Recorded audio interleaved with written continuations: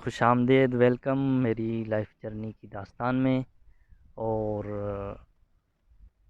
जैसा कि वादा किया था मैंने पिछले वीडियो में कि हम स्वीडन जाएंगे। आयरलैंड में मैं गया था, 3 साल रहा। शुरू में स्टडी की और स्टडी बड़ी मुश्किल से जो है वो मैंने की। कुछ सब्जेक्ट्स में फ़ेल हो गया, फिर दोबारा दिए, फिर किसी तरह भी मैंने डिग्री ले ली। आयरलैंड में मैं अकेला गया था, वहाँ फैमिली अलाउ नहीं होती है स्टूडेंट को, लेकिन स्वीडन में है, तो ऐसा कंट्री मैंने पहले ढूंढा था।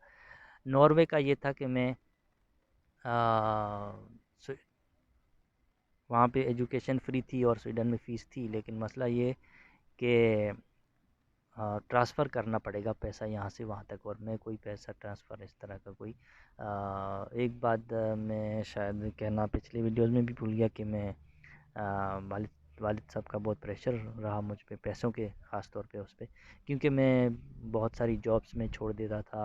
और एजुकेशन पे उन्होंने कहा कि इतना पैसा तुम पे हमने लगाया है। और तो और चाइना में जाना चाहता था। आयरलैंड में जब गया फिर वापस आ गया, वहाँ भी पैसे खर्च करके ही स्टडी में वहाँ पे गया था। तो मैं नहीं चाहता था कि और पैसा लगे कि कहीं ट्रांसफ़र करना पड़े। बस इतना हो कि स्वीडन में हो जाए, जब दाखिला हो जाए मैं चला जाऊँ किसी तरह वहाँ पे कोई ना कोई। वैसे ये बहुत ही बुरी बात है कि कोई बंदा पाकिस्तान में ये सोचे कि वहाँ बस किसी तरह यहाँ से निकलें, फिर कोई ना कोई जुगाड़ कर लेंगे। तो ये बहुत ही बुरा फ़ैसला है, क्योंकि शुरू से आप प्लानिंग नहीं करेंगे तो फिर बाद में आपके मसले रहेंगे। तो जाना हमको स्वीडन था, और अभी आयरलैंड का ज़िक्र चल रहा है एक एज़ अ बैकग्राउंड। तो फिर बहुत अफ़सोस मुझे रहा 2 साल 1 साल तक। एक 1 साल के बाद ही मेरा एडमिशन हो गया था स्वीडन में। लेकिन फिर ये हुआ कि एक दोस्त था मेरा चाइना में, तो उसने बोला कि क्यों ना तुम वहाँ पे तुम पैसे भर रहे हो। मेरे खुद का भी ये सोच थी कि वहाँ पे तो मैं पैसे भर रहा हूँ स्वीडन में, लेकिन चाइना में तो मुझे मिलेंगे, मतलब स्कॉलरशिप मिलेगा। और उसने कहा कि तुम्हें 100% स्कॉलरशिप मिल जाएगा, तुम अप्लाई कर। तो अप्लाई किया मैंने, सब कागजात दिए ये वो, क्योंकि मेरे पास पोस्ट ग्रेजुएशन जो बड़ी मुश्किल से मैंने Waterford university Waterford institute of technology से मैंने किया था। बहुत मेहनत करके मैंने वो पेपर पास किए थे। ते हैं एक प्रपोज़ल कि ये प्रपोज़ल है मेरा, अ, वो भी दे दिया। और उसने टीचरों से भी बात की, उनसे बात की कि ये हो जाएगा, तो उन्होंने कहा हाँ। उसने मुझे पूरी अश्योरिटी दी।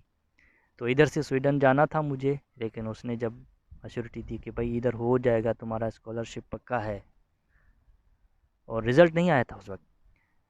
तो जैसे ही जब रिज़ल्ट आया, तो उस वक्त फ़ीस, जो स्वीडन में फ़ीस मुझे देनी थी, उसका टाइम निकल गया। मतलब स्वीडन नहीं जा सकता था।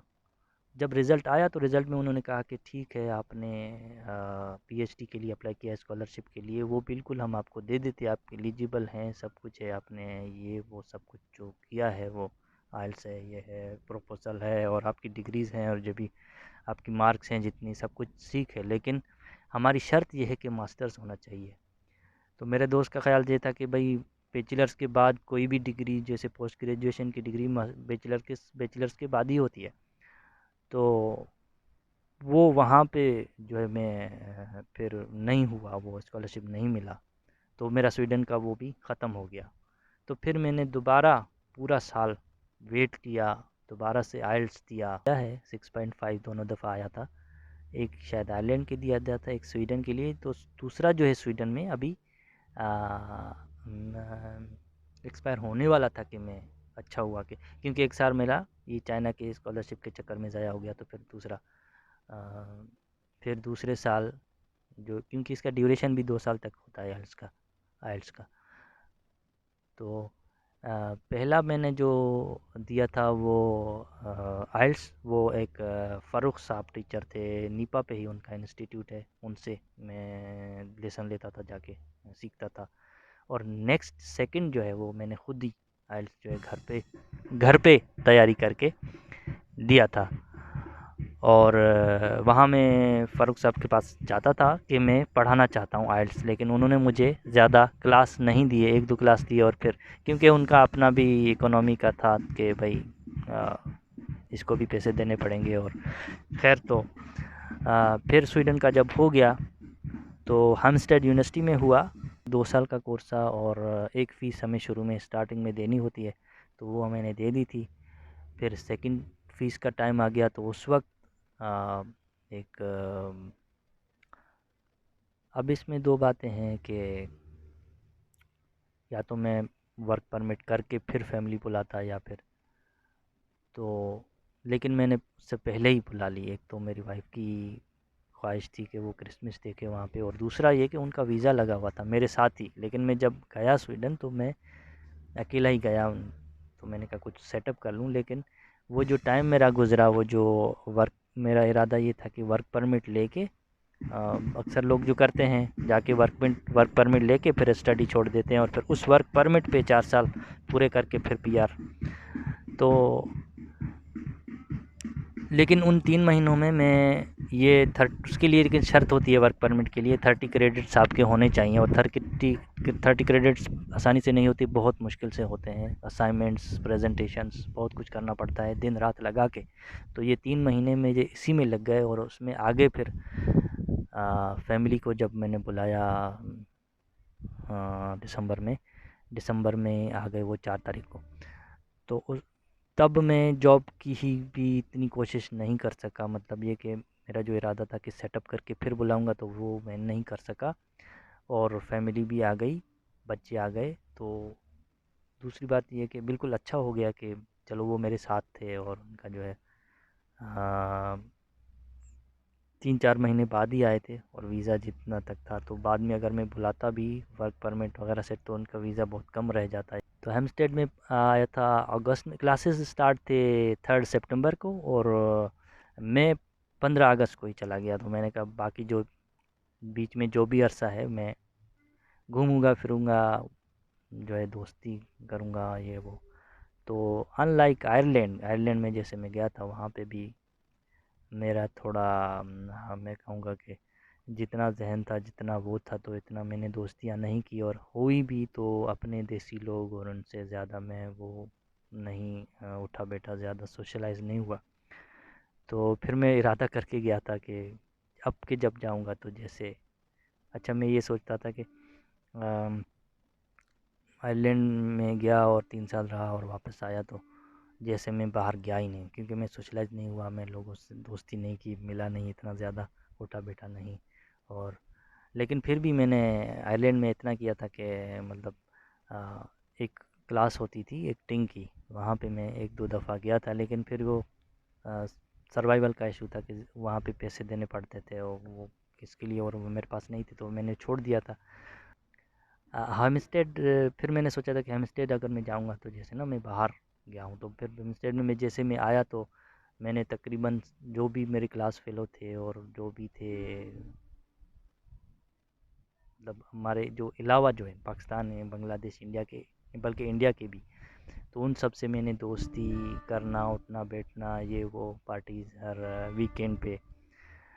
आ, और ये कि वीकेंड पे ये भी मेरा एक था कि मैं हर जाके साइकिल मैंने ली हुई थी कि जाके उस साइट की मैं एक तस्वीर लूँगा और अपलोड कर दूँगा फेसबुक पे कि आज दिस वीकेंड जो है मैं यहाँ पे गया हूँ, ये अच्छी जगह है, दिस वीकेंड मैं यहाँ पे गया हूँ।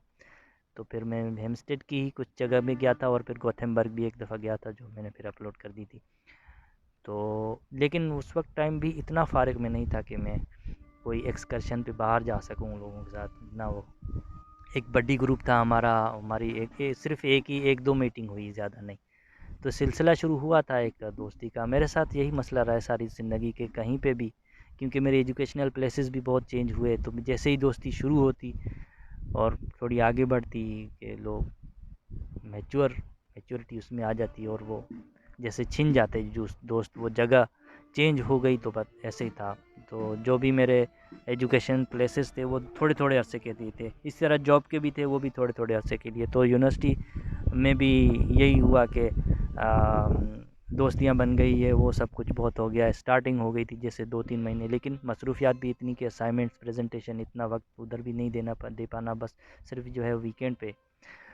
तो इतना वो अरसा मुझे फिर जब फैमिली आ गई तो फिर मैं मसरूफ़ हो गया जॉब्स में, सर्वाइवल में, इसमें इसमें। और फिर दूसरा ये कि हमें दूसरा चेंज भी जगह करनी पड़ी। अच्छा, मैं जर्मनी गया। एक हमारे दोस्त हैं, दो आपस में रिश्तेदार हैं वो दो, तो अलग अलग उसमें रहते थे। तो जर्मनी में गया, टिकट करा के गया यहाँ से डेनमार्क, और डेनमार्क से फिर कॉलोनी। तो वहाँ से फिर उसका शहर है वहाँ पे तकरीबन मैं वीकेंड पे बहुत थोड़ा है, मैंने पता नहीं कैसे मुझसे हो गया कि मैंने 2-3 दिन ही का वो ऐसा टिकट लिया।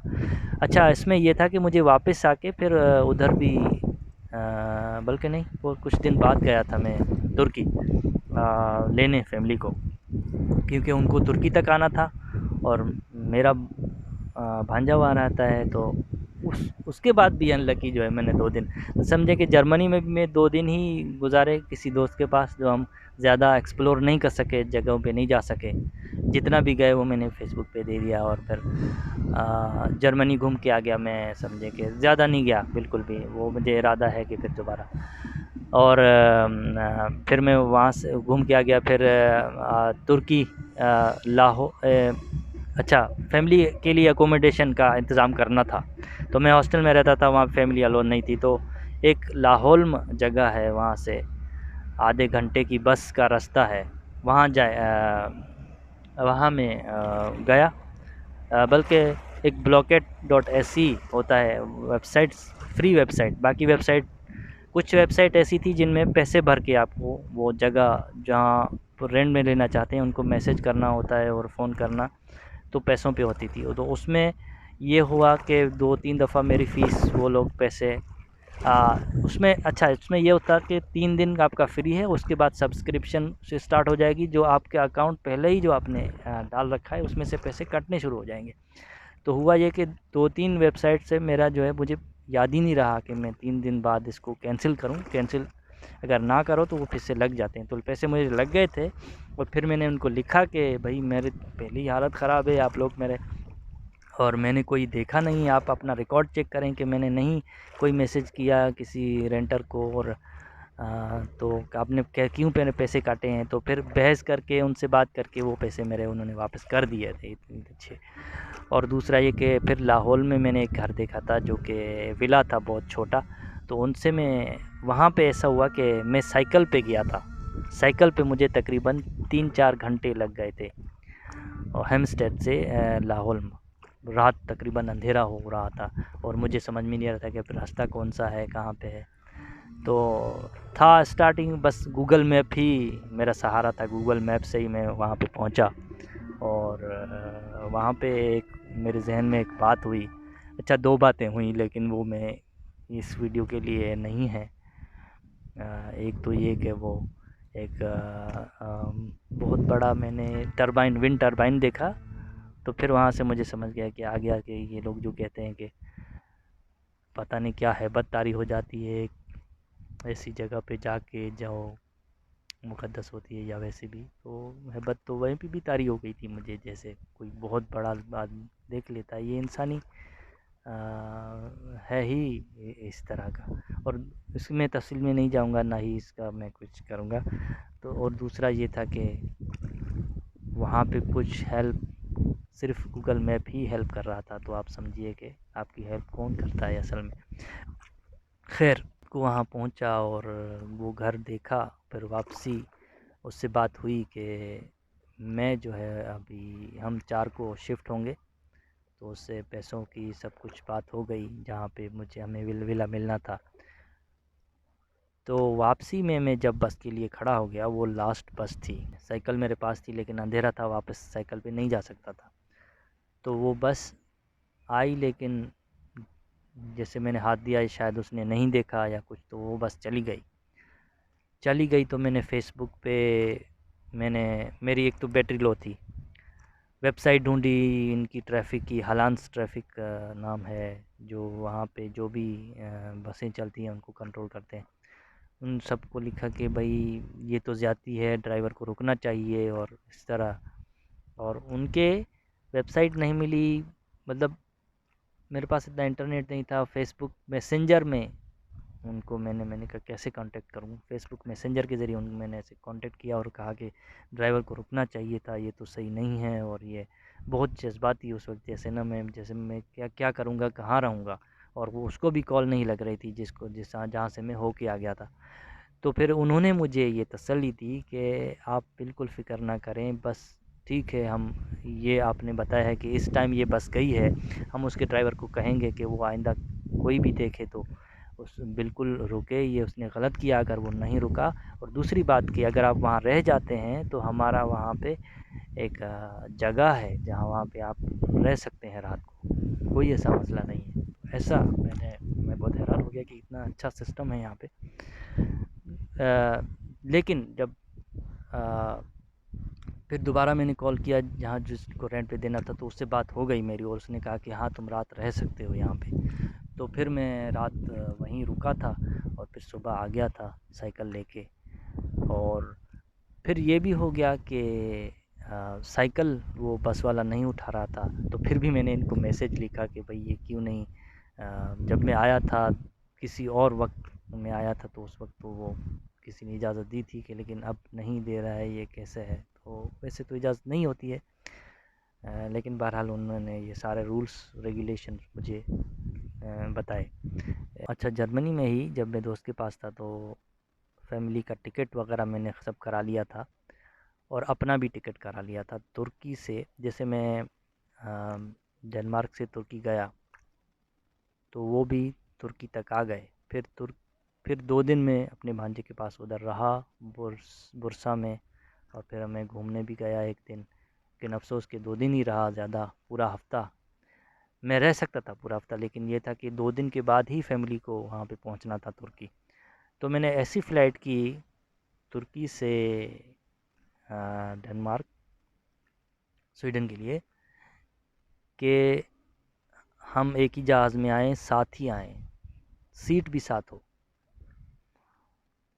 तो मैंने बुक करा ली, उन्होंने सीट करा ली थी, उससे उसकी साइड में ही मैंने सीट कोई बुक करा ली। और जो है फिर हम जब दूसरे दिन वो आ गए था वहाँ से, फैमिली आ गई थी, तो उसको मैं लेके आया था फिर डायरेक्ट लाहौल, बल्कि माल्मो। माल्मो से फिर हम डेनमार्क से माल्मो, और माल्मो से फिर हम डायरेक्ट लाहौल में आ गए थे। तो लाहौल में फिर हमने